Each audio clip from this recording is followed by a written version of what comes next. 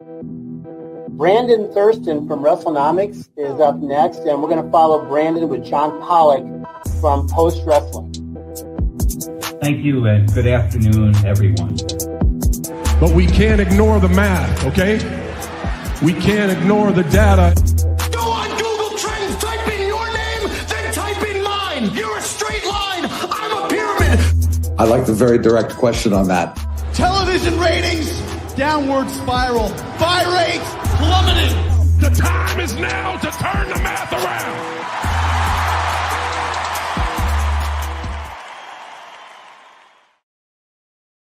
And here we are for Pollock and Thurston, the July 23rd edition. Hello, Brandon. How are you? I'm fine. How are you? I'm doing well. We have plenty to dive into this week. If you have waited all week to find out data, numbers, site fees, lawsuit updates, boy. All the things the algorithm devours. It is stuff that, I mean, we really do play the SEO game on a weekly basis here on the show. Also, joining us a little later on, returning to the show, will be Lavie Margolin. We're going to talk with Lavie about this past weekend's TNA Slammiversary show, the success that event had at the UBS Arena. Where is TNA at this stage of the game? And Lavie's also going to talk to us about what is his next book project going to be. Dr. Lavie Margolin. Yeah, that's right. Do we have to address him as Dr. Lavie Margolin? Okay, so you recently did a panel with Lavie not too long ago. I did. We discussed Lynn McMahon and things of that nature in front of so many people. Okay, well, we look forward to that, the digital reunion of Brandon Thurston and Dr. Lavie Margolin. We will also be discussing a bunch of legal updates, some reporters from Pro Wrestling Past that are now front and center on the Jeffrey Epstein case. Yes, we will be talking about Jeffrey Epstein adjacent, sort of. Will you keep wrestling out of politics? I'm so sorry. I don't mean to be floating conspiracies on here. We'll also be discussing Peacock raising its subscription fees. Always a great time to be a Peacock subscriber. How much money is San Diego allocating for the Survivor Series at Petco Park in November? Real American Freestyle landing on Brandon Thurston's favorite streaming platform. But first, we go to the Netflix engagement report. I know that this is a spreadsheet that you could not wait to drop last week. Netflix, which I would say of all the streamers, there's a certain level of transparency, I think, that Netflix at least provides. I mean, unlike some of its competitors. It's easier to be transparent when you're the winner. That's a great way of looking at this from a cynical point of view. But Netflix, in coordination with their second quarter earnings, released their engagement report covering the first 6 months of the year, and thus very relevant to us with WWE programming launching on Netflix, both in the U.S. and internationally at the beginning of the year. And now we have some actual figures attached to every episode of Raw, of SmackDown, of NXT, and the PLEs. And you know Brandon was devouring this. And I do encourage people to go to WrestleNomics.com, where Brandon has a story and charts attached to this. But I thought this would be a good time to look at some of these numbers and see how WWE is doing so far. We have all the information. We have so Netflix frames this as this is 99% of all of their data. So maybe what I assume is missing from this are things that are have especially low viewership. So maybe we even have some library viewing, like old WrestleManias that have been watched on video on demand. So everything live is here for WWE and nearly everything for Netflix in general. They do this every 6 months. We should have known this was coming. And you can go to Netflix. Where's this from? Where's this from? This is from Netflix.com. What is our secret source here? Our secret source is scroll to the bottom of Netflix.com on this page with what we watched. And you can not only download the images, but you can click here and download the full report, which will open an Excel spreadsheet. Ooh. And then all hell will unleash from there. And this is what I've built. I put this into some charts. So we have really more information than we've ever had about, when it comes to the WWE Network and how many people were watching the pay-per-views on the WWE Network. We didn't know. And then they've been on Peacock in the United States. You know, we still don't have that information, but contrast this to the like the state secrets of Max That's right. I would be pretty confident that AEW like has none of this attached to its programming that it is aware of. This is the most transparent streaming service in the history of streaming services. And now the pressure is on for David Zasloff to come forward with the data, come forward with the spreadsheet. I'll accept it in Google Sheets form as well. We want the AEW data. Epstein files, Max streaming data. Okay. 1, 2, find your priorities. Release the AEW files. Well, let's start up. Let's go in order here. Let's start with the PLEs, and we should note, and Brandon makes this very clear in the article, the raw numbers are going to be exceptionally higher than everything because they are the only franchise that includes the U.S. PLEs, of course, U.S. still have Peacock still has the rights, and conversely with NXT and SmackDown, they're only airing internationally as well. So for the PLEs, this does not include Peacock viewing data, but what we do see is, like, obviously the initial month was the biggest bump that they received from that first anything episode. that was near that debut did really well. Did especially well relative across the board, like right down to the first NXT internationally that was on NXT. But Royal Rumble ending up with 3 million global views, and then that number would lower by over 1 million for Elimination Chamber, which is one of those events that on its face you would think, well, it's the in-between pay-per-view, but that was the John Cena turn that you would think if there was going to be some spike of people going back to watch, that would be it. Right.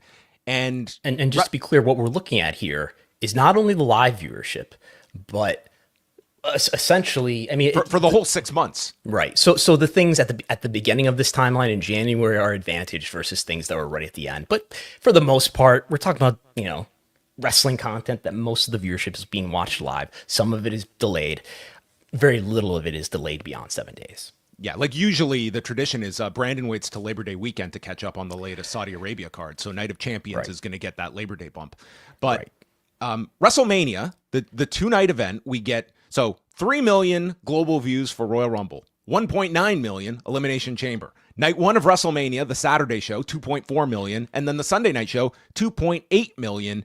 And then we see, you know, subsequent shows of Backlash, Money in the Bank, and Night of Champions, 1.5, 1.6. Night of Champions at 1 million. But again, that literally is consisting of 2 days of viewing. And remember, too, what we're talking about here is accounts, the number of accounts watching, not the number of people watching. And of course, this is international, excluding U.S. when it comes to anything besides Raw.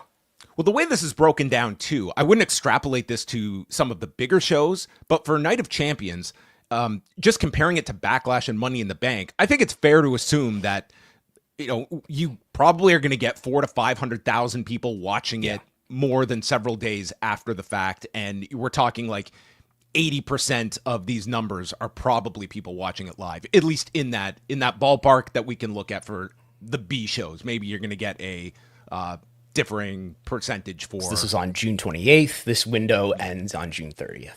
Like you would imagine Night of Champions is going to finish probably pretty close to Backlash and Money in the Bank. But any surprises here? Like, was Royal Rumble higher than you thought? Was WrestleMania lower than you thought? You would think that WrestleMania would lead. Now I know Royal Rumble, in the pay-per-view era, when we used to get pay-per-view buys, even reported by the company itself, Royal Rumble was undoubtedly the number 2 event. Now, maybe once you take WrestleMania and split it in half into 2 different nights, wow, that's even more watch time. But maybe when you split it down into 2 different nights in terms of delivering peak viewership, maybe that's diluting it a little bit in terms of peak viewership. But I was slightly surprised that Royal Rumble. Now, it could be the fact that, I mean, it was nearly a month after the debut on Netflix, but maybe that proximity to all that hype helps, because we certainly see that in other things, like SmackDown's most watched episode on the 10th is you know, at least tied with the most watched episode. New Year's Evil on January 7th, the next night after the debut on Netflix, does really well relative to the others. So maybe that's a factor a little bit, but you know, I was slightly surprised that Royal Rumble more watched than either individual night of WrestleMania. Yeah, I think you have to look at the fact that it's probably, there was certainly like the largest impact of the quote unquote Netflix effect was found in January and the lead up to the Royal Rumble. And again, this is not including Peacock viewership, which might even things out a bit more, but you would also it's not like Royal Rumble's including any US viewership either. And if we just want to do some theory, usually the breakdown for most parts of their business, domestic versus international, is like 30% international, 70%, maybe you go 40, 60, 30, 70. So it kind of stands to reason that, you just sort of do the math, and I won't break out the calculator, but there's another 70% perhaps that's missing out of these numbers to consider US. Not of course, considering Raw, which is on Netflix in the US. So then we go to Raw, which does include... And real quick, before we go outside the PLEs, does this tell you anything about the decision to, throw away the pay-per-view business? Is there... I guess if these numbers were lower, you'd have a stronger argument that the pay-per-view business was the right place for this kind of content. But I guess they're doing pretty high viewership. What I'm getting at is you look at what Saturday Night's Main Event is doing on NBC. These are supposed to be bigger events than your standard run-of-the-mill Raw or SmackDown, right? And they're doing on broadcast on a stronger platform than the USA Network. They're barely doing what SmackDown is doing on cable. Yeah. Which hints to me that your peak content maybe is best monetized in a pay-per-view a la carte format versus just being thrown into a subscription plan. But this is at least encouraging that you are able to deliver higher viewership than, for example, PLEs are more viewed than SmackDown. Yes.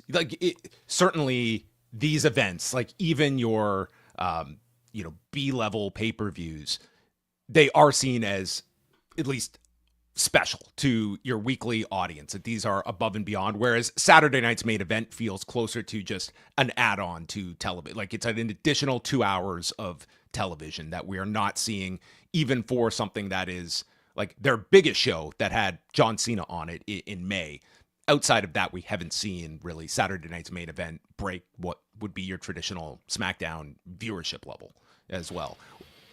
How you look at this if you are TKO or Netflix, where it's a hypothetical about WWE and pay-per-view, but it's not when it comes to UFC pay-per-views. And if you look at it from that vantage point, because UFC is going to be tasked with the strategy of, in these rights negotiations, of, are our pay-per-views going to stay pay-per-views, or do we look at a model where we get such a great offer that a streamer is willing to pay for them that they are just part of someone's subscription, which is going to take a enormous fee for someone to pay. But how is Netflix viewing these numbers and how they approach these UFC pay-per-views? And for what it's worth, I'm sure at least, the theories, the mathematical exercise was done in AEW's renegotiation, and they're going to be on pay-per-view for the foreseeable future throughout the term of this deal, at least. Nobody was offering up. And maybe AEW is further down to the hardcore funnel, where paying $50 for the big events makes even more sense. But it's not such an overwhelmingly clear decision to make at this point that AEW left pay-per-view. They didn't.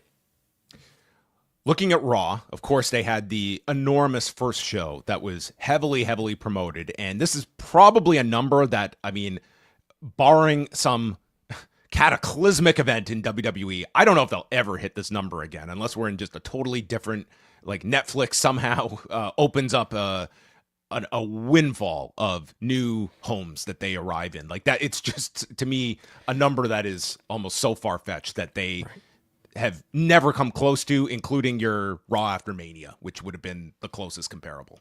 Right. This is multiples of WrestleMania. This is multiples of Royal Rumble, which was bigger than WrestleMania in terms of global views.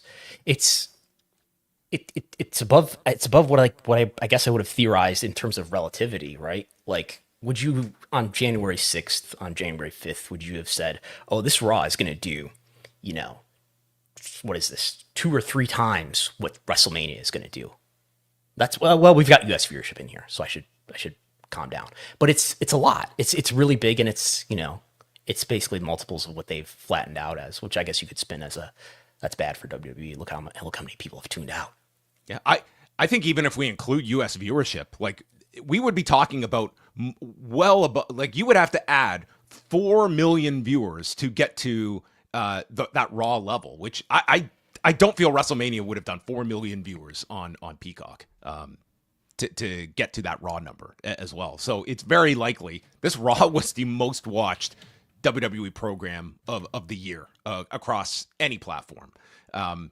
And for that first month, I think there was that, we see where things were. Certainly there was an effect on the second week, and then it sort of settles in. And they did have a massive angle 4 weeks in with the John Cena heel turn. But Cena was limited primarily to SmackDown appearances. He did pop up on the odd Raw here and there, but I wouldn't say that like the one spike we see is the Raw after WrestleMania, where it hits 4 million, and that would be the third highest Raw after the first 2 weeks.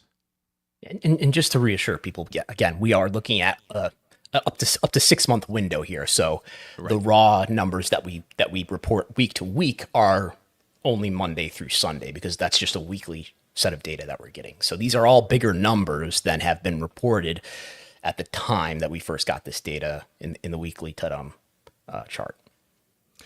And we can also lean Variety. Did you see this? Variety had a piece on Variety scooped us. Yes.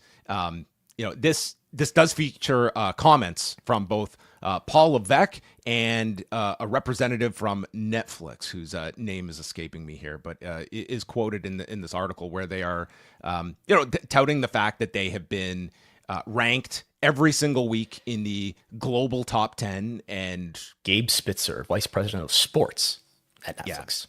Gabe Spitzer says, quote, "It's everything we could have hoped for and more. We knew that going in, we're not going to change WWE. It was more, how can we add to it in small ways? And that's what we've seen so far."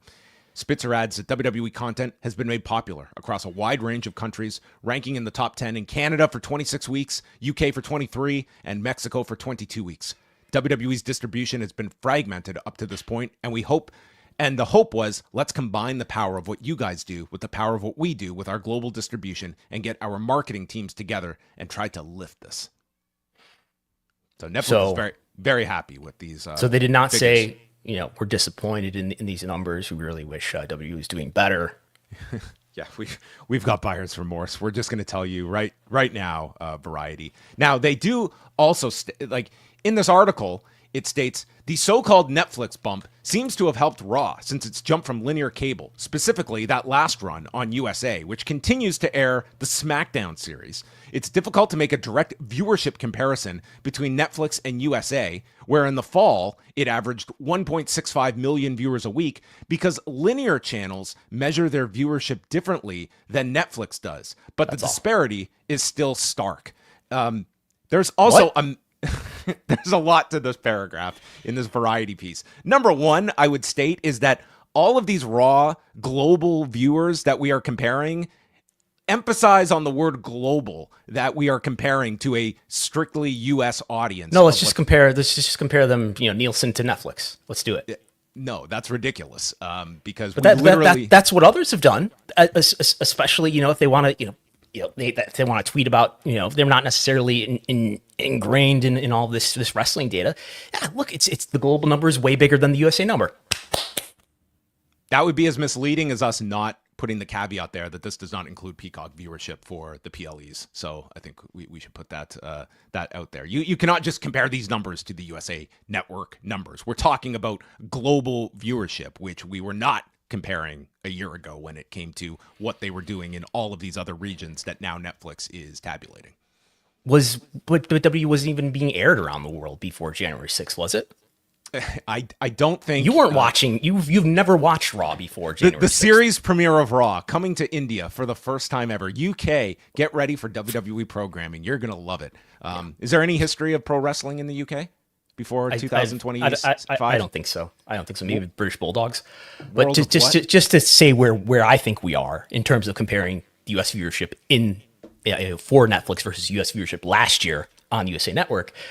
These last few episodes, according to my estimate, which is just based on the information that has actually been disclosed by Netflix for that debut, if you just extrapolate how the viewership has changed over that time, then I do estimate that they are, certainly in these last, 4 weeks or so, they're down year over year, while earlier in this year doing more like what they did at the same time of the prior year. We basically even is what my estimates say at this point for this year up to this point versus last year up to the same point. If you are assessing this of the value of the Netflix platform and just being on Netflix for the foreseeable future, how would you assess the US viewership numbers? Do you feel like this is a cause for panic? Is this a very good retention for what you would have expected going in? Is it, like, how do you read where your estimates are for US viewership? This is okay. And I'm guessing, given it's a streaming platform, that the age skew is much lower than it was on cable. And that means it's more valuable to an advertiser, which is probably the main value that Netflix sees in WWE content, because they're experimenting with this new business, advertising and live broadcasts, which is why it probably makes sense for Netflix to acquire the US rights to the PLEs when those expire next year, March. We should commission a focus group of 65 plus and find out previous Raw viewers over the age of 65. Are you still watching WWE through SmackDown? Have you given up WWE, or have you become a sicko over the last 6 months, or just gotten rid of wrestling? And look, AEW's they're turning around, upticking a little bit. So let's look SmackDown and NXT numbers. I mean, they're like on the face, they might not be that interesting, because if we were to chart out a graph, like, this is as much of a straight line as you're going to get. There's almost no variation on these SmackDown numbers. Like, it's and to be clear, they're rounding everything to the nearest 100,000. They are, but it's views. Like, still, we're talking like a variance of like 300,000 viewers between what would be considered the low end and the high end of SmackDown. Like, they're never going above 1 million, and they're basically never going under 700,000. And even those, like, the 700,000 shows are limited to 3 weeks that they went that low. Like, it seems like it's a pretty consistent audience internationally, at least, that these are people that I would imagine SmackDown is just a weekly show that they follow. Strengthened by Canada, the UK, and of course, reliable Bolivia.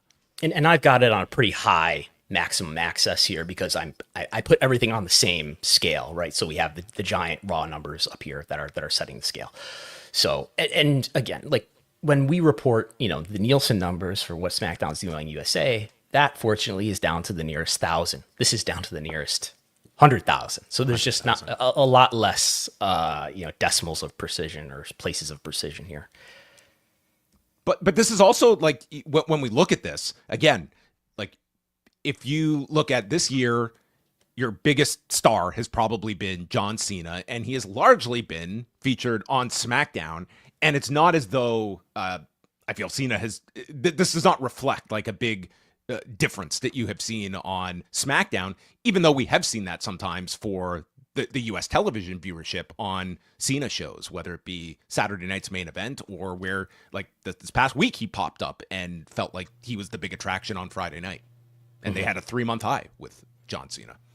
And just to jump around even more, I did look at all of the data for trying to think about where does WWE lie in the hierarchy of all Netflix content. I did put this image together that people watching the video can see, and the big takeaway here is Squid Game is really huge. What's that show right below WWE content? The Big Bang Theory. Man, the quietest influence on pro wrestling. And that's not all. That's not all. You got The Big Bang Theory in the middle, just ahead, essentially tied with WWE. But look down, you go down to the even bigger shows, and right here you get Young Sheldon here in the top, I don't know what this is, 20 or so. So do not underestimate the Sheldon universe and its valuable IP. Folks, the Squid Game, like, just Squid Game doubling everything else. Yeah. And this is just January to June. So that just, I think they had a new season 3 in this window.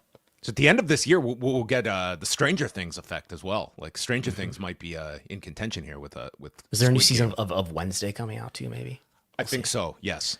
Yeah. NXT. It's again, these are all rounded to the nearest 100,000. But I mean, the very first show on Netflix internationally was not Raw. It was Raw. The very next night was the New Year's Evil, which was both the first NXT on Netflix internationally and did feature The Rock with his now That's famous thinking 20 steps ahead. That's right.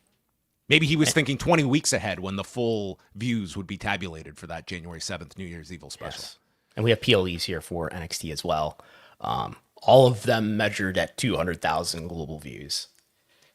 Yeah. I mean, Battleground, we do have, the caveat that was a show that was going head to head with an AEW pay-per-view and would show you that, at least internationally, didn't the same people, like they're diehard NXT viewers, and it's not, I would imagine Great American Bash will probably be and right again, at the same any level. Variance here is obscured by it's so minimal by the fact that they're rounding to the nearest 100,000. And, if we were looking at the numbers down to the nearest 1,000, we would get a clearer picture about where the movement was. Well, anything on the NXT figures? Is this kind of where you would see like the NXT level on an international scale? Is the portion, so let's say it's about 200,000 global views compared to what SmackDown's about 800,000, 900,000. So they're doing SmackDown is doing about 4 times what NXT is doing. Is NXT on CW about a quarter of what SmackDown is doing on USA Network? It's about 3 times. Yeah. Okay. It's really interesting data to look at, and I would assume at the end of the year we'll get continual. We'll get another updates on this. 6-month installment on this, unless Apple surpasses them or someone else, and maybe Apple definitely will not be it. It'll be YouTube if anybody, right? And just to go back, I think this is if you want to assess, is Netflix happy with these numbers or not? I think I don't know if this image looking at all Netflix content really gives you the answer, but this is the right place to look. And they are, this is my grouping. This is not a grouping that the Netflix data gives you, but this is a grouping that I made based on how these shows were titled, because there's different seasons that are encompassed in these groups, as well as in WWE. There's all the different SmackDown, Raw, PLE content, etc. That's grouped in here. But it's in the top. I think this is a top 50 or 40 here, and it's in the back middle of that. This is pretty good, I would think. Not as good as Big Bang Theory, but that's still a lot of value. I would think that WWE would be exceptionally happy, and I think Netflix is. I think they look at this like it's ranking. You're bringing back people every single week, and we'll also get the test of next week once they drop this Unreal series, which is more of like a binging type of series for them, where they're going to drop all the episodes at once next week as well. And if that creates any kind of dent, if we see that popping up anywhere. I think it'll be minimal. We're talking about what we've reported. How many episodes is it for? There's going to be 5 and then another 5. It's something, and it's good marketing value, and people will watch it. And you don't want to see the behind the scenes of how iShowSpeed was just called upon, spur of the moment, to join the Royal Rumble. I can't wait to see how he streamed his video for the big event, and so many people watched it. But it'll be something. It's something to do. Yeah. Well, at this time, we're going to welcome in. The doctor is in, folks. Dr. Lavie Margolin. Hello, doctor. Is that how we should appropriately refer to you as? Thank you. I appreciate that. I was excited to hear that in the opening, so I figured I'd add it to my header. Not that I wasn't going to do that anyway. Wonderful. Well, congratulations on the doctorate. Yes. Thank you. A lot of stuff to tackle with you, and it was interesting to see how much of the pro wrestling conversation was designated toward TNA, especially over the last week to 10 days. And you've been someone that's been covering TNA pretty consistently for years. What did you think about just the overall promotion of Slammiversary and the relative success you viewed the show as having? Like, they, I think, really benefited from having this weekend largely to themselves. And it was very much I would tabulate it as like a show that, like, TNA, they have not felt like that level of show in a long, long time when it comes to just awareness in pro wrestling. Yeah, no, it's interesting for saying that they had the weekend to themselves, not only in terms of potentially the wrestling and sports landscape, but just, of course, focusing on the live events, which is one of the most measurable things that we can tell depending on how numbers are shared. I actually remember looking on Grok, I think even late on Saturday night, like within 100 miles of the UBS Arena, what's going on in terms of entertainment and sports. And basically, in terms of high-profile things, there was only the Mets game. But in terms of the Slammiversary promotion, it's been a really interesting journey. What is it, for the last 6-7 months? Mm-hmm. This was one of multiple shows under the previous regime. I know it's changed a lot, but Ariel Schnerer, right? They announced a show in LA, which ended up doing well. And to the UBS Arena, we were sort of looking at it in the field and being like, okay, what's going to happen here? And it looked like it got off to a strong start. And of course, thanks to our friends at WrestleTix, every week it was sort of like, okay, 60 tickets, it'll get there eventually. It's 6 weeks out, it's a month out, what's happening? And then sort of there was a thing where WrestleTix was adding tickets, right? Like sometimes it's unclear, like how many were taken off because they weren't sold or they were sold. And then it seemed to be stalling. And then I think one of the key things that really came out was Carlos Silva's media days. He really seemed to bring, even before hinting at AJ Styles, he really seemed to bring excitement and enthusiasm there, and things started picking up. It went from staying at 3,500 to zooming to 4,500.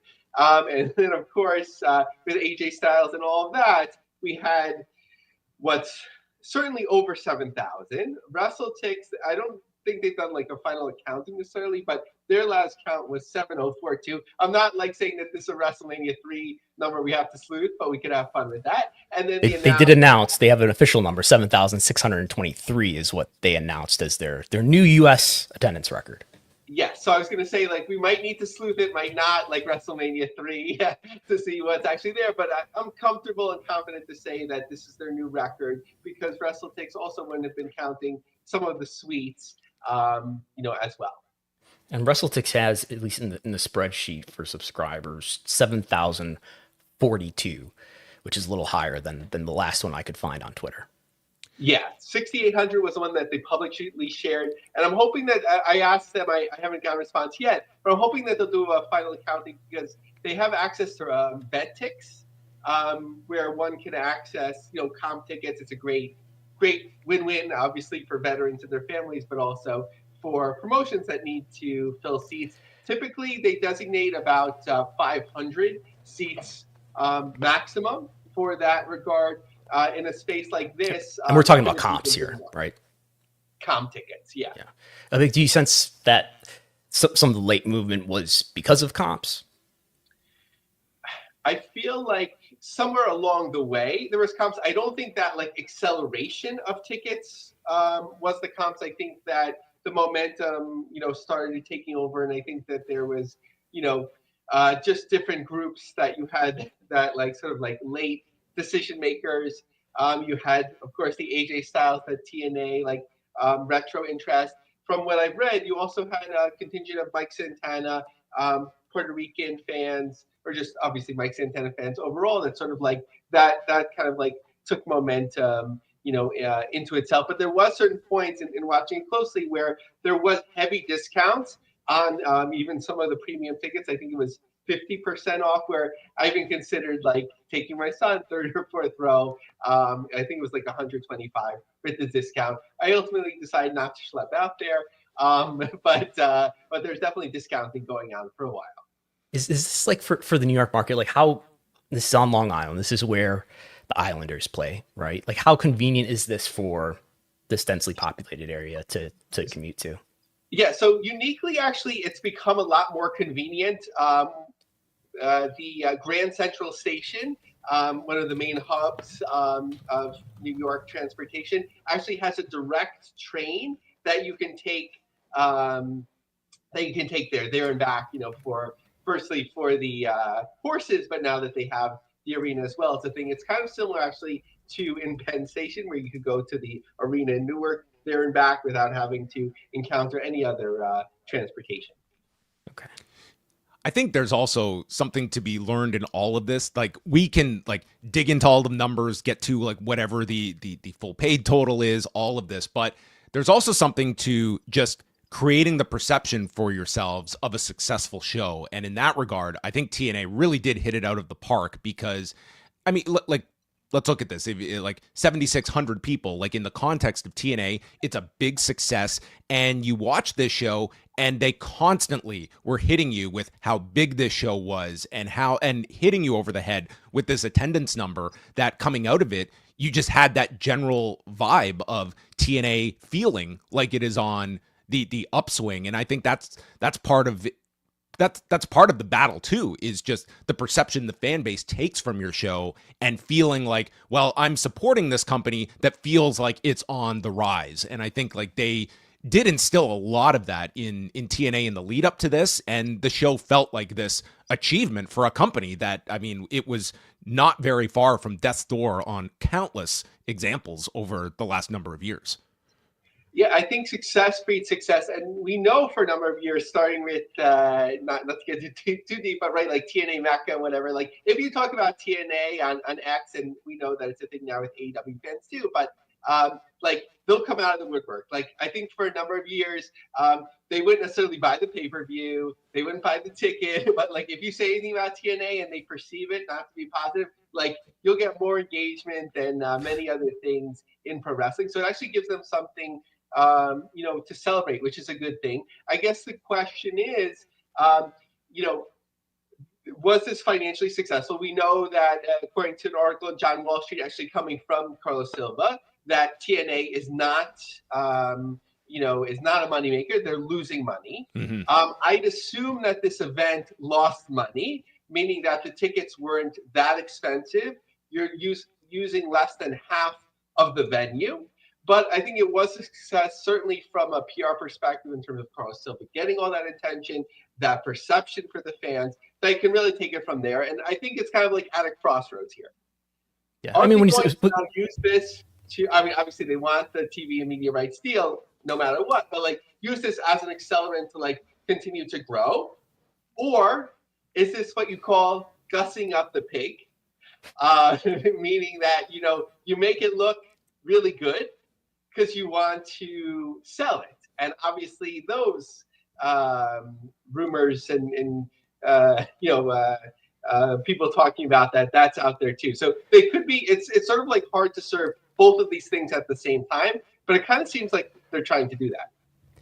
And like, so when we, first about the profitability of this individual show, yes, there's ticket sales, which may not have been, I'm sure we're not strong enough to cover the cost of running this show at a large arena, the production costs associated with it. But this was also on pay-per-view. And when we're talking about something that can be monetized in some way through media revenue, even though this company doesn't have a great TV deal, apparently, this is still a pay-per-view that might have drawn a lot more revenue to cover the costs.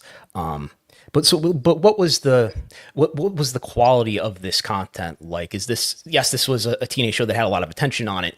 Did they create a response from people who watched it that this was word of mouth? You got to see this show. I mean, if I look at Cage Match, not so much, but or should I believe AJ Francis and that the people who rate stuff on Cage Match should not be trusted? The sentiment that I was getting, and a couple steps removed, sort of looking at it from a business perspective as opposed to a fan,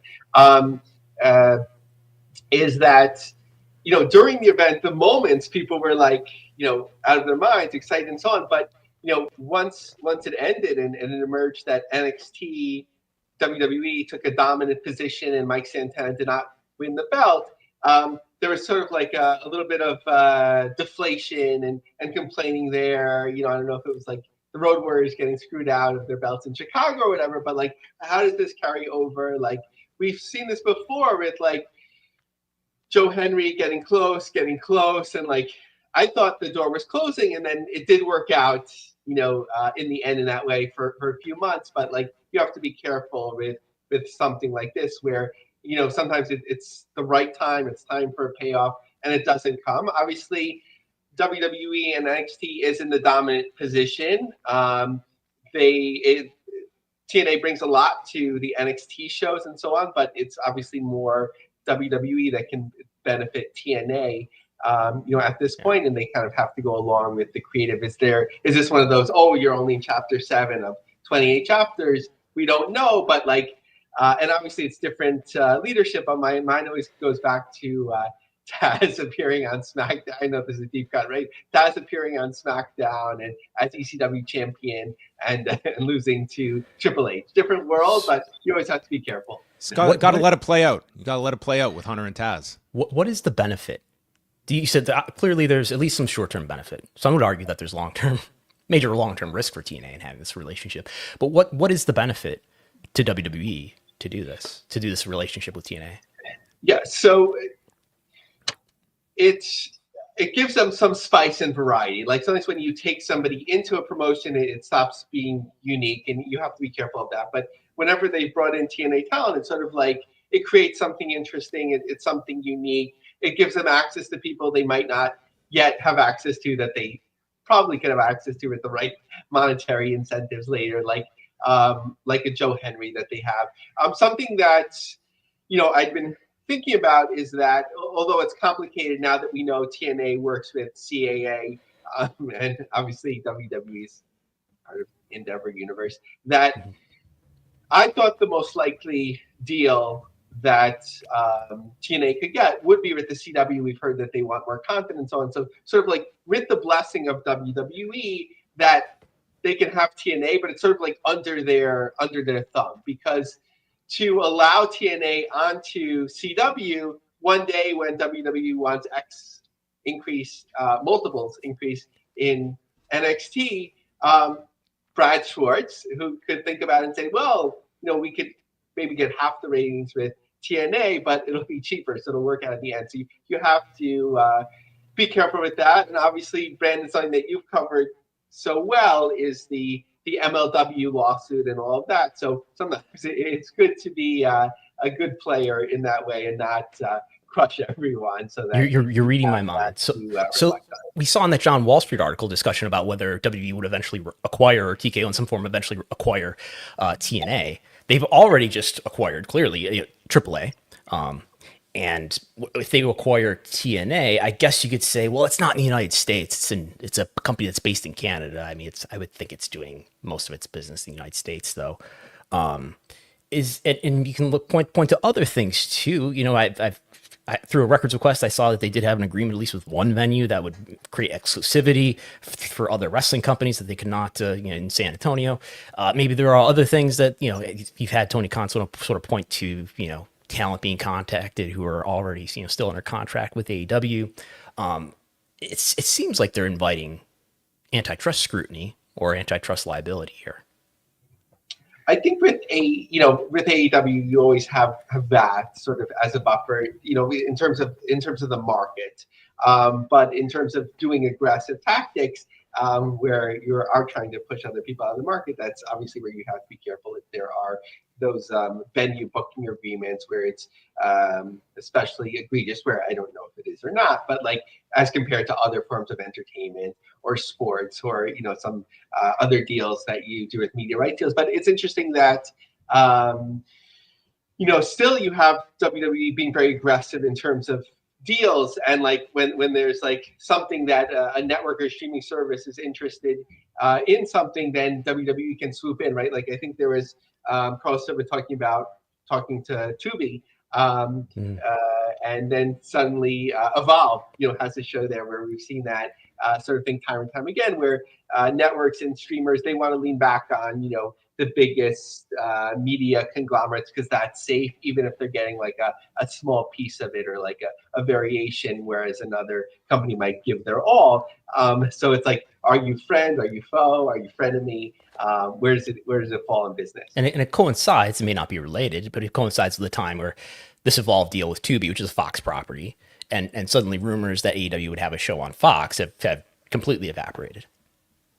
Yeah, that's a good point as well. I remember like thinking of that association, like you have Fox maybe, and even Fox. There was talk about Fox wanting to start their own thing on Tubi, and then maybe seeing that several steps away evolve to something on Fox. But yeah, and now we see, well, we don't see, but like there was just some rumors. I don't know how founded they are that like A&E is talking to TNA, so that would again kind of have to be similar to a CW thing where it would be the blessing of WWE. A&E doesn't seem like they want to go all in on rights deals for WWE's main wrestling properties, of course, or some variation of that. So doing so with TNA, you could see some like alignment in that way.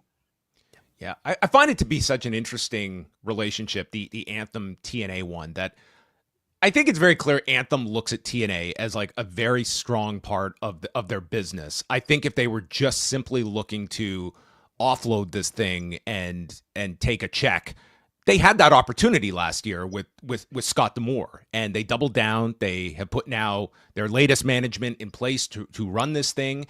And this WWE relationship, like, it's taken TNA to, at the very least, the most relevant it has been since the Spike days, which is a generation ago now.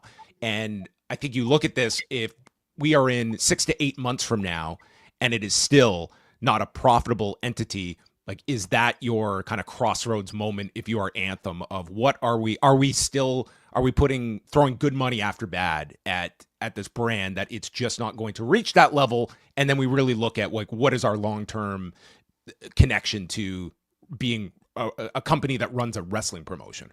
Yeah, it might be like eventually, like, the reality hits the road. I don't know of the total wealth of the Asper family or something, but at a certain point, it could be like kind of like in a different way, obviously. But thinking about UFC, during the new ownership at that time of Zuffa, like, okay, we've spent this amount, like, sell it or whatever it may be, and like kind of, even though emotionally you enjoy wrestling or whatever, but like you have to move on. But it's interesting to see how the properties are sort of broken up now, like in Anthem, like the Fight Network, Game Plus, and John, you'll have to kind of like explain how that's sports maybe in Canada at some time, but like those sort of things, Invicta, those are like the sports side, and then the Access TV and some of the other stuff stands alone. So they can not only sell, you could do it a number of ways, but TNA could be sold on its own, but you could also like package one side of the house and like offload that if you need to. And again, also like a member of the board and investor in Anthem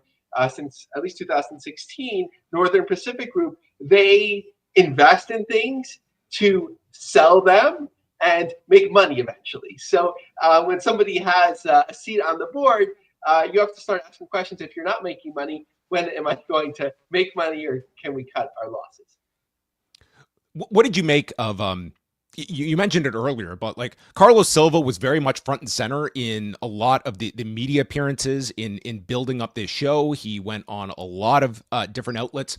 What do you think about this strategy? Because as much as Scott D'Amore we think of as this front-facing figure, he was not the guy that was going out there and just doing interviews all over the place in the lead up to shows. They've seemed to take like a strategy of having their own kind of figurehead that is out there to be the business person that is selling the brand to all of these different outlets. What have you thought this early of kind of Carlos Silva in this role and how he came across in all of these various media appearances leading into the show?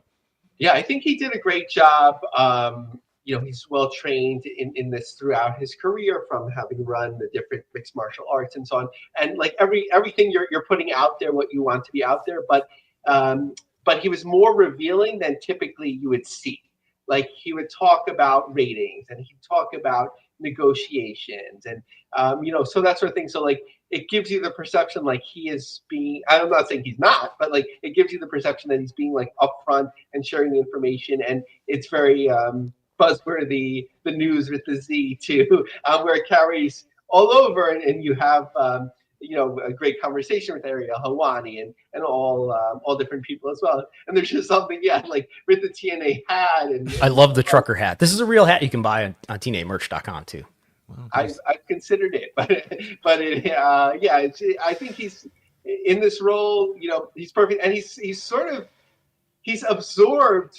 It's a great like PR play. He's absorbed the momentum that was really Scott D'Amore's from Vegas through Ariel Schneer's team, and it's become, and of course they have a number of successes and they have a number of wins, but it's sort of become his thing. And even TNA fans, they're very quickly ready to like move on. Like there's some discomfort or whatever, depending on who it is. But they're ready to move on. Be like, okay, this is who we support now, and he's embraced that as well. So it's like a unique PR move. And how do you feel TNA is coming out of this show that they can follow up with it for Bound for Glory? And would you look at, like, is this a company that it is, like, whatever this momentum is, however you define it, is a large part of that just a derivative of this NXT crossover? Or is there enough of a stability that TNA has created that they can still maintain an audience, that they are not as like the success of this is not completely reliant on NXT? Or do you feel that is the factor? No, I think NXT was like an accelerant, and I think that if whatever version of WWE that would be appropriate or whatever, if we were talking about it in like 2016, like it wouldn't work, right? Like they wouldn't be in that position to do that. So they really did get their house right. They were building buzz. From Vegas to Montreal. Of course, PCO is always a draw there, but like you had those moments, and then coming into NXT and the right time with Joe Henry and becoming like a social media buzz and so on. That's something that you can take off. It'll be a very much like a market to market thing. They've booked very big buildings. Of course, they don't expect, I'm sure, to sell them out. Kingston, Rhode Island, Baltimore, those are quite large. Interestingly, they're off to a really good start in Edmonton on September 26th and 27th. I think it would be really smart for them to continue leaning more into the Canadian market. And I think depending on, you already have like that unique like Hardy's, right? Dudley's draw for, I think it's right, but we have Bound for Glory. I think that they're going to do another good number there. And before we say goodbye to you, Lavie, you, of course, we encourage people to check out your podcast with John Paz, the Business of the Business podcast. You pen a great, some people get very upset when we talk about politics, but you have melded the worlds of pro wrestling and politics very effectively with your Trump Mania book, and you have announced a follow-up to this, which I'm very intrigued by. Do you want to let our listeners and viewers know what you are working on now over the next year?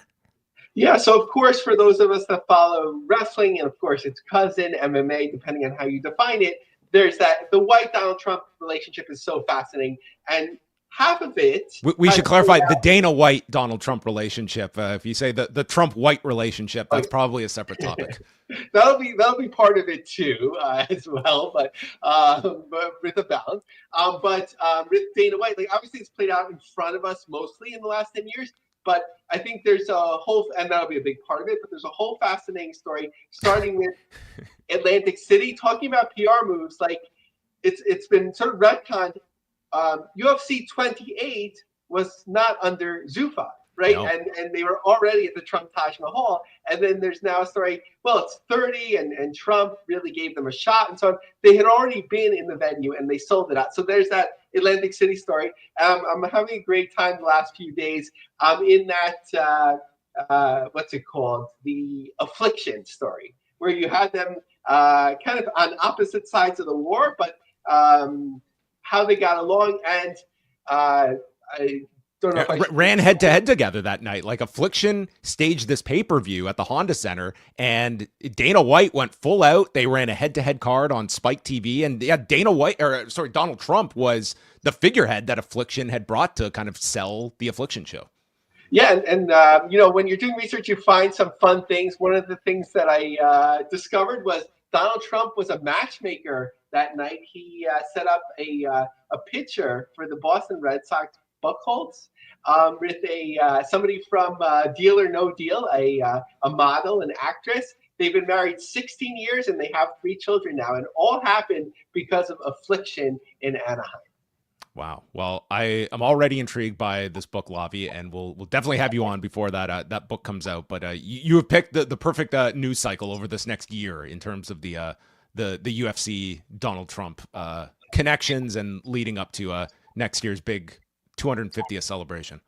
Yeah, that was like, I was like, okay. When I heard about that first, I thought it was a joke, and then it's like it makes a lot of sense. I was like, I have to get that out a couple months before around Memorial Day, and then pick that up, and hopefully people want to talk about it. Well, Lavie, thanks so much for jumping on with us to chat. Again, the Business of the Business podcast is where you can hear Lavie weekly. And of course, always a great follow at Lavie Marg on X. And make sure you include the doctor at the beginning. Thanks so much, Lavie, for joining us. Thanks, Lavie. Take care. All right. Well, we have some other topics that we're going to get to before we wrap things up. Mainly, San Diego. Brandon, I know you have been spending a lot of your resources on the West Coast over the last week and securing details about this big event happening at Petco Park and becoming very familiar with the San Diego Tourism Marketing District. There's so many acronyms I'm about to say right now. There's the San Diego Marketing Tourism District, not to be confused with the San Diego Tourism Authority, which gets most of its funding from the San Diego Tourism Marketing District. And the San Diego Tourism Authority may or may not be funding Survivor Series. In any case, as we know from our friend Mark Shapiro, site fees are, what this company is all about going forward. And among other things is that they want to get subsidies, site fees, incentives for their big events, especially maybe other events that they bundle with other TKO properties. And Survivor Series is going to be in a baseball stadium. The first time it's going to be in a venue bigger than an arena in its long, illustrious history going back to 1987. Going to San Diego, Petco Park, where the San Diego Padres play. So I made a records request to the San Diego Tourism Marketing District. So this is an organization. These are all... I'm not sure if these are government organizations. Nonetheless, I did make a records request to the city, and I did get some records that were relevant to this. And then just reaching out to the San Diego Tourism Marketing District, the SDTMD for short, they did share some information with me. So they are giving a $650,000 funding allocation related to the bid fee. But then from non-SDTMD agencies, this event is also getting an additional roughly $4.3 million. So that comes to, if you can do the math, $5 million, perhaps as much as $5 million for Survivor Series in San Diego. I don't think this is set in stone, but that's what it's budgeted as. I would think it's going to be very close to $5 million. So that's, on par with, the biggest site fees that we know of, barring the 2-day SummerSlam. It's going to get $7.1 million next month for SummerSlam. Next weekend. Next weekend. You can tell I'm not going. in New Jersey, where they're going to get the biggest site fee that we know of, unless we count this year's WrestleMania, which got $5 million, plus an additional $4.3 million in tax credits, bringing it to over $9 million. Might be a reason why they're going back to Las Vegas, but I digress. Yeah, this is a lot of money, and I did compare this to other events that that the San Diego organizations are helping fund, and this is on the high end. This is definitely on the high end. There's some events that are just bundled into this Sports San Diego, including the Holiday, which is a college football bowl game. They justified this based on the number of room nights, incremental room nights it's going to generate. And I also got a comment from the executive director of the SDTMD, Colleen Anderson, who said that it's the number of room nights, especially in a slow season, that help justify what the funding is going to be like. Again, this is somebody who represents an organization who's providing $650,000 out of the potential $5 million. I reached out to everybody involved and did not get a clear answer. It appears that the Padres themselves were instrumental in bringing this event. The San Diego Tourism Authority may have been instrumental in at least negotiating the event, if not funding it. Maybe the stadium itself, which the Padres have ownership in. Suffice to say, they're probably going to get about $5 million. That's largely going to cover expenses for this event. So think of it as, it's in terms of WWE, they're kind of getting to run this event almost for free, with at least a huge discount in terms of what they're going to expend, which means margin, profitability. They love the margins. I did find it interesting what the representative told you as well, because I mean, anyone that watches regular WWE programming, you'll be very familiar when they come back from a commercial and like for months they've just been showing scenic shots of MetLife Stadium, and they do it for Petco Park. They've even now started doing it for Allegiant Stadium this many months out from WrestleMania. And like, they're not doing those by accident, but when you raise this, I mean, it's maybe a consideration. Like they do. What you're getting at is I asked, this is a higher than normal fee based on the return on investment is what you consider not only the hotel room nights, but also the media broadcast coverage of maybe promoting tourism in San Diego. Right. And what Colleen Anderson said is that a global media coverage that specifically showcases the city of San Diego as a desirable destination is a consideration, but not a determiner. Hotel room night revenue during slower periods and hotel occupancy is the primary consideration when awarding grants, she went on to say. The audience's likelihood or propensity to travel and stay overnight during a slower period in San Diego while participating in this historic event is the greatest interest. Yeah, and I'm sure WWE, they would raise the point that yes, by promoting these events so far out, we're encouraging travelers to make their plans now and thus book those hotel rooms by advertising these shows on television and showing shots of the city and promoting it that way. Now I'll add, I don't know what the San Diego Tourism Authority's motivations are. They may have a more general interest in tourism. This SDTMD gets all of its funding from this 2%. It's not a tax technically. It's an assessment fee. So this is not necessarily the government's money, the people's money. Anyway, for anybody who stays in a hotel in the city of San Diego, there's a 2% fee that you pay on your stay, and that's how they get their funding. All right, Real American Freestyle.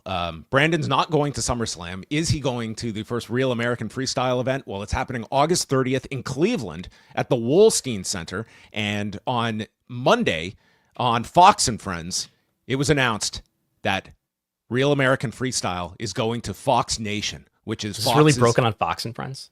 They did. They had Eric Bischoff in studio with Lance Palmer, and they announced this deal. Fox You're Nation making this up. You're just trying to get more politics into the show, aren't you?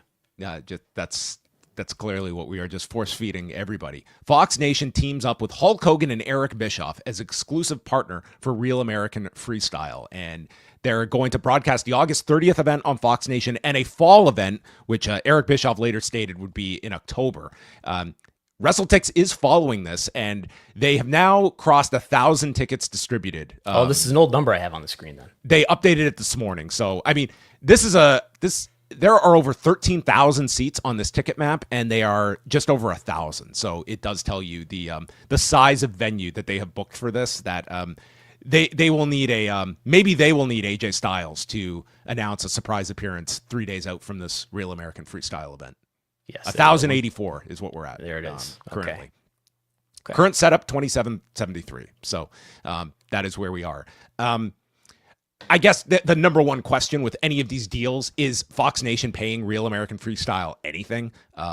Maybe like a small fee. Fox Nation, according to Lachlan Murdoch, it's got between 2 and 2.5 million subscribers attached to it. So, yeah, I don't know really how much buzz this show, it has almost zero buzz. Like, it's not as though in amateur wrestling, like this is being touted as such. Even with a Bo Nickel, it's not like MMA sites are covering this. It's this weird thing that it touches upon pro wrestling with Bischoff and Hogan. It touches upon MMA with your Bo Nichols and, utilizing Chael Sonnen, but it's not a pro wrestling show. It's not an MMA show. It's amateur wrestling with the promise of doing deeper storytelling and production values. And I just don't know. And now you're putting it behind a paywall as well. I just don't know if this is going to be a great fit. But I mean, is there a post show for this? Are you covering this? Reviewing it? No. We're we thought of sending Brandon from New Jersey. He's our resident amateur wrestling correspondent. But I don't know if we could convince him to go to this. But that is happening at the end of August.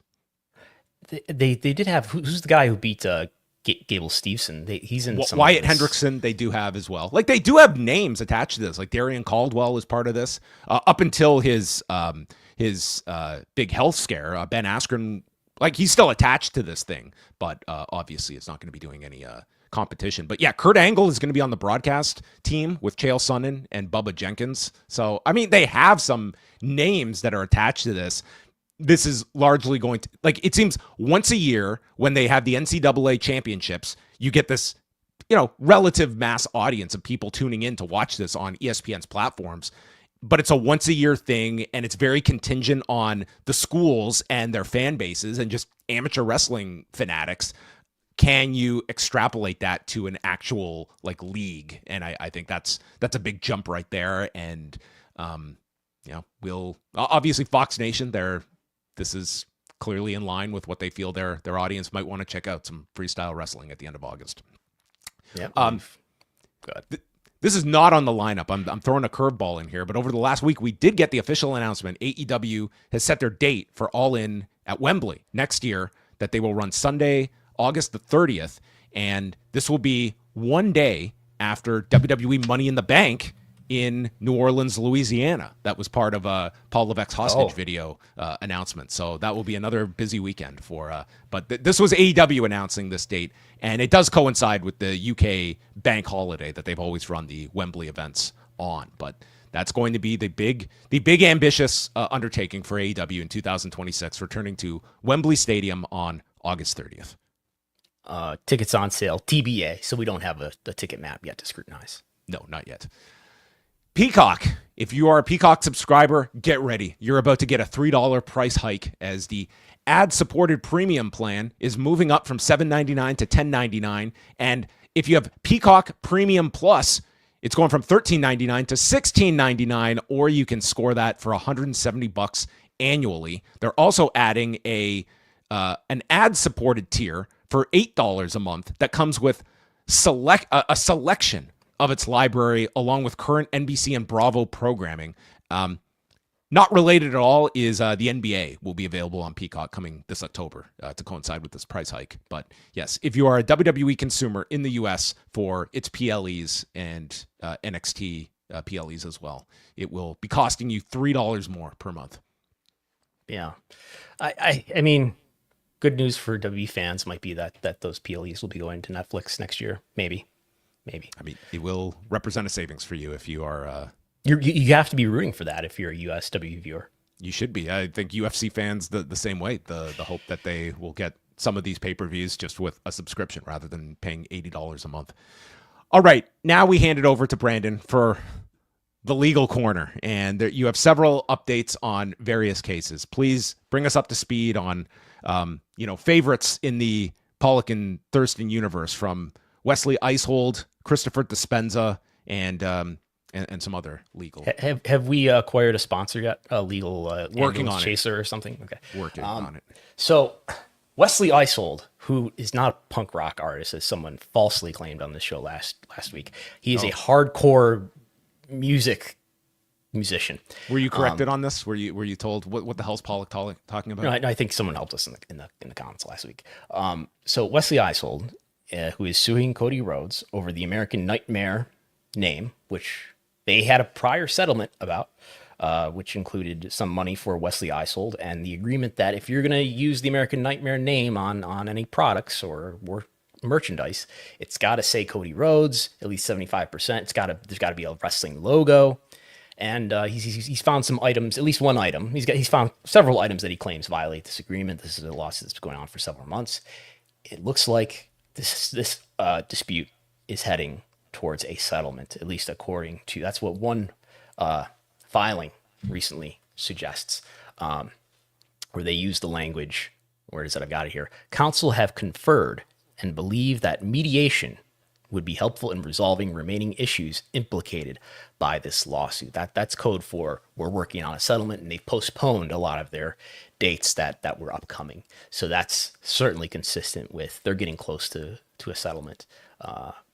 As I tried to show last week, there's at least one item that they point to that does seem to be persuasive that is violating the agreement. I can find at least two other items on W Shop right now that seem very questionable to me. So maybe some extra money will be coming Wesley Icehold's way. Cold Cave is his big band, I've also reminded myself. Okay. Is he closer to coming on this show or Cody Rhodes' podcast? That could be in the terms of the deal. I don't know, but we could reach out. Okay. Christopher Dispenza against Jonathan Good. This is the production crew member gets shoved in March of 2023 and saw an episode of Dynamite, right? He claims that he had his neck badly injured because of this. He's seeking damages. This case was filed in Michigan State Court in Wayne County. The show happened in Detroit. This case is being attempted to be moved by AEW into federal court. AEW said, we want this in federal court. There's a diversity of jurisdiction here. John Moxley, also known by his real name, Jonathan Good, is from Ohio. Dispenza is from Florida. We're a Delaware company that maybe does business, has its place of business in Florida, but we're also controlled by an underlying entity called Beatnik, which its members are in Illinois. So there were some filings that came out last night. And they're asking, so the judge came back and said, you need to give me more information to really convince me that this company, AEW, really has citizenship in Illinois. Now, of course, the Khan family are known to be from Illinois, but they also presumably have residences in Florida, and AEW provides that its place of business is where the Jaguar Stadium in Jacksonville, Florida. In any case, they made a filing last night that said, okay, here's some more information, Your Honor, but we're going to file it under seal. They're going to disclose information about this Beatnik Investments LLC, which, little known fact, is the underlying entity underlying All Elite Wrestling LLC. We reported on this back in October. This has been a fact that's been disclosed in other legal issues in the past. So it's not new information, but they're saying we're going to give you information about this, but we're going to put it under seal. Why? Of course, because they're concerned about AI fraud, as we all are these days. That was their justification. And they provide various links to articles describing the concerns about AI fraud. I'm concerned about AI fraud when it comes to my business as well. I think this is going to apply to all businesses generally. It's a questionable thing to raise, I think. You think people would use AI for fraudulent purposes? I think they would, certainly. Yeah. But it seems like you have to make an argument that this applies to everyone, because it does apply to everyone, right? Anyway, of course, AEW is a privately held company. It is not a publicly traded company. I believe that it's very likely that WBD owns a small minority percentage of ownership in AEW, but they probably do not own a portion of Beatnik Investments, which is the underlying company, which involves trusts for Tony Khan and his sister Shanna Khan. It's an LLC that's also been used by Shad Khan to do business with things like the Black News Channel many years ago. So I don't think that they're withholding disclosure of WBD's ownership by filing this under seal. I highly doubt that they're withholding any newsworthy secrets here. More likely that it's just the case that when you're a privately held company, this is by default what you do, especially if you're a legal team that's not aware of how paranoid the AEW, anti-AEW especially, fan base is. And then we have a minor update when it comes to Janelle Grant and Carlin Colker, as Grant has asked the judge to decide upon this discovery subject by next week. Yeah, very minor update. They filed this case flow request form, which I reads to me as a hint that they're like, come on, judge, make a decision here. They want a decision on the state level case, which is separate from the big federal lawsuit. The state level case just against the doctor. They feel that discovery should start moving immediately based on other decisions that the judge has already made. Dr. Colker, who is the doctor from Peak Wellness, who allegedly Vince McMahon sent Janelle Grant to get treatment at, she believes, based on decisions the judge has already made, that discovery should start now. Depositions should motions should get started on those. And Colker argues that a hearing should happen first. So Janelle Grant's legal team wants a decision sooner than later. That's that one. And then, why are you forcing this onto the lineup? Why am I reading? We're going to get a legal update on Trump versus Murdoch. What does that possibly have to do with Donald Trump has sued Rupert Murdoch? What does that have to do with wrestling? Why are you shoving politics into our faces again? Please don't make this political. Is he suing Dick Murdoch? Who's this? The estate of Dick Murdoch? No, I think Dick Murdoch and Donald Trump would get along very well, though, if Dick Murdoch was still with us. So he's suing the Wall Street Journal over this Wall Street Journal story about Jeffrey Epstein and a supposed alleged letter sent to Jeffrey Epstein. Birthday card. You can read the article for yourself. We won't get into it.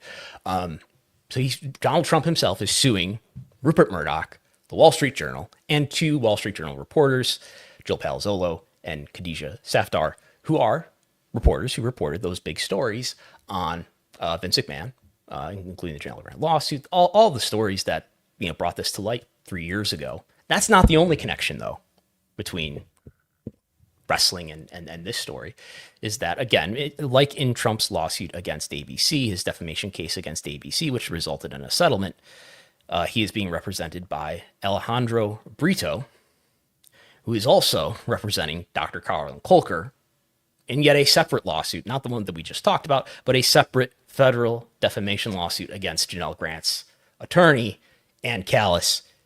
Dr. Kolker and Trump have the same defamation lawyer. It all connects, okay? This is the Pollock and Thurston. Get your registering out. It's all connected. It's the wire, okay? So, yes. And also, quietly, Tuesday marked 3 years since Vince McMahon decided, you know what? I've had a good career. I am going to get my age wrong in this final tweet. And did he get his age wrong? He did. He tweeted this in July. His birthday was a month away, and he just rounded up to his next birthday. Okay. Well, you know what? 4 weeks. He's a promoter, so you always got to go with the bigger number. Yeah, you always exaggerate higher. And yeah, and that was the last we ever heard of Vince McMahon in July of 2022. Stephanie McMahon led a thank you, Vince. Thank you, Vince. Oh, I remember that vividly. That particular night, the infamous thank you, Vince. And yeah, Vince decided to later what we would see disclosed through various reporting and the letters with the board that he took bad advice to step away and decided, you know what, I'm coming back.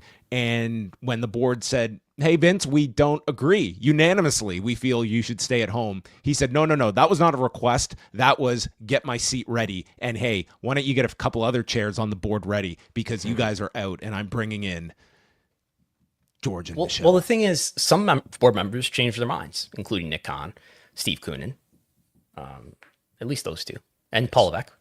That's right. They flipped, and Vince was brought back in. Well, maybe they were just persuaded. Maybe Vince had a good talk with them, and just convinced them.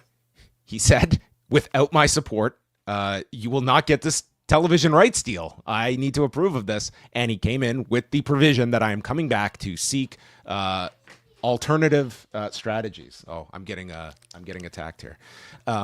And there we have it. We have people here. That somebody does. When you say things, you think you have freedom of speech in the Western world. There's consequences for your actions. That's the lesson that comes from all of this. So Vince McMahon comes back, merges the company, and then boom, he is ousted in January of 2024. It was not the Wall Street Journal that brought down Vince McMahon. It was, in the end, the breaking point. It was Slim Jim. It was Slim Jim, the Slim Jim doctrine. While we're getting completely off the rails, Jake from Windy City has a super chat. He says, not wrestling, but best thing I saw this week was Jon Stewart on The Daily Show going scorched earth on CBS and Paramount for canning Stephen Colbert. Yeah, this is, I guess, our big entertainment story this week. I can give you a legal update on this. So Donald Trump has also sued CBS/Paramount, but that is not a defamation case. In that case, he's claiming that he was damaged, I guess, as a candidate, and through his fundraising was damaged as well. This is over the Kamala Harris interview that was edited on Face the Nation. And then how was he damaged when he won the election? Fundraising, I think. And this was a lawsuit filed in October, so it was before the election. But that's a lawsuit that's being settled as well. Yeah. So, yeah, the Stephen Colbert story, I mean, it's an interesting one. I would say that I think if this were ABC announcing that they were canceling Jimmy Kimmel Live next year, I think we'd be having a much larger discussion on just the state of late night television and the fact that, like, very credible reporting is that, Well, ABC settled after George Stephanopoulos, said that he. Well, that, the thing is, CBS doesn't get nor get deserves any benefit of the doubt because the optics look horrible on this for Stephen Colbert. That even if you want to make the argument that this thing is losing $40 million with a staff of 200 people, people are not going to look at it that way when this is CBS that's in the midst of this merger that handed over their $16 million. And I can already sense my emails getting filled up by people telling me what the deep state has to say about that $16 million. But yeah, I think CBS, they look horrible in this whole thing. And for Stephen Colbert, I mean, they're going to get 9 months of probably their best numbers of their last 10 years are, well, maybe not that high, but I think Colbert is going to remain number one for at least the next 9 months. And fire me? I'm already fired. That's what you've pretty much got. And I mean, Colbert is going to be fine after this. Who you feel bad for are, again, these 200 staff members. They are the ones that are not going to have a burgeoning, media career that necessarily follows being part of this. Whereas Stephen Colbert, he will be fine after this. Yeah. I mean, it was as traditional TV continues to decline while still profitable, but still a declining business, viewership declining, therefore carriage fees and so forth, and ad dollars declining. I think what podcasts and shows like this have taught everybody that you don't need a huge staff necessarily to produce a profitable show. So what would you imagine the production cost is for an episode of the Joe Rogan Experience? Just like the biggest podcast in the world, like compared to any one of these late night, a small fraction. Like that's, and if you were if you're looking for one of these late shows as a vehicle to promote whatever it is you're selling, like where would you rather sell that on? Would you rather take a spot on the Joe Rogan Experience or pick your that might have a bigger audience than top 10 podcast? I think unquestionably anyway. Joe Rogan, it's multiples higher than a Kimmel or a Fallon or a Stephen Colbert. And like that's just where these are going, where you can reach multiples of an audience at fractions of the cost. And that's, Stephen Colbert, he's very entertaining, but at whatever it is, $10 to $20 million a year, that's just impossible to be able to justify the way the dynamics of the economics of television are going. Yeah. The world is changing. That's it. Okay, everyone. Let's just finish off on these last minute ratings notes. So we go back to last week, and we had SmackDown topping all of television Friday night with 1,546,000 viewers and a 0.45 in that big 18 to 49 demographic, and their highest numbers since April 25th. So 3-month high for SmackDown. And this was the show that did feature an appearance by John Cena with Cody Rhodes for the forced contract signing in the final segment, where an unconscious John Cena was forced to sign. Maybe Sarah Russell can decide if that was a legally I think binding contract. That's definitely coercion, and I don't think any clause in that contract is going to hold up unless there's an arbitration clause, and in which case we'll never see the light of day. This litigation over it. Yeah, well, because unless he was coerced specific to the arbitration clause, he might be out of luck. So that was SmackDown. I have nothing to follow that up with. And then Collision returned to Saturday night with 348,000 viewers, a 0.06. That was a good SmackDown rating, though. That was it was a 3-month high, and it's amazing when you look at this what that Resident Alien show is doing in the 10 to 11 hour. I mean, they're doing like 350,000 viewers from 10 to 11 p.m. So that is the difference of a third hour SmackDown. Collision was. So compared to the previous week show that aired on a Thursday night, they were up 8% in viewers, but down 13% in the demo. And this was going up against, I believe, the WNBA All-Star Game. You can correct me if I'm out of. And it was not a good All-Star game, not a competitive All-Star game, but nonetheless. No Caitlin Clark in the game. She was present. She was on the sideline coaching the game, but no defense. There was a crude joke made on ESPN about no D. Oh, Jesus Christ. Well, welcome. Let me guess. It was a man that was... No, it was a woman. It was a woman who made the joke. Yes, this is an all female pre-show team. Okay, well, hey, I made an assumption, a wrong one. And also the UFC 318 prelims from New Orleans did well. Also, yeah. So at least TKO finally made it to New Orleans somehow. Yes. For Dustin Poirier's retirement. And that was the number one cable show for the evening in prime time. All right. On that note, Brandon, we're going to say goodbye after this extended edition of Pollock and Thurston. Again, a big thank you to Dr. Lavie Margolin for joining us from the Business of the Business podcast. Thanks to Jake from the Windy City for asking us about The Daily Show, and Stephen Colbert. And we'll be here next week. We've lost 100 subscribers probably just for that question. We might have, but that's kind of the goal. You know, we're playing the long game here. Okay, we want to. We operate on the slimmest of margins, and we're happy with that. It keeps us lean and mean. It's just what it is. I mean, it's an eat what you kill world. Yep. Okay, that's what we live by. Next Wednesday, we're back. We'll be going into 2 nights of SummerSlam. Neither of us will be heading to New Jersey. Not even we're not getting a $7 million site fee for that show, so we will be following from afar. But that is all. Follow all of Brandon's work, patreon.com/WrestleNomics. You can go through the whole Netflix engagement report and his exclusive on the budget allocated for Survivor Series at Petco Park in San Diego, and always more that's coming down the pike from the WrestleNomics empire on both Patreon and Substack. Yes, patreon.com/WrestleNomics. Are you jumping onto this? Did you hear about the Substack valuation? I mean, it's like over $1 billion valuation for a Substack. Yeah, I don't think I've gotten any stock options in Substack as part of this deal. No, not yet. Well, you're on the ground floor. You'll be fine. Yeah. PostWrestlingCafe.com. We have started our G1 season. Brandon sadly did not make it into make I opened the window to do it like the next day. I was like, the window closed last night. It's a daunting contest to enter. I do understand, but just the John Jones of the G1 Climax becomes champion and then walks away. You know, stays the incumbent champion forever. All right. You can check out all of our G1 shows at postwrestlingcafe.com. And tonight I'm live with Wei Ting after Dynamite on the Post Wrestling YouTube channel. So hit subscribe on both of our channels. Tell that algorithm. More Pollock, more Thurston. Well, at least less Pollock, maybe. But we'll chat with you same time next Wednesday, 1 p.m. Eastern.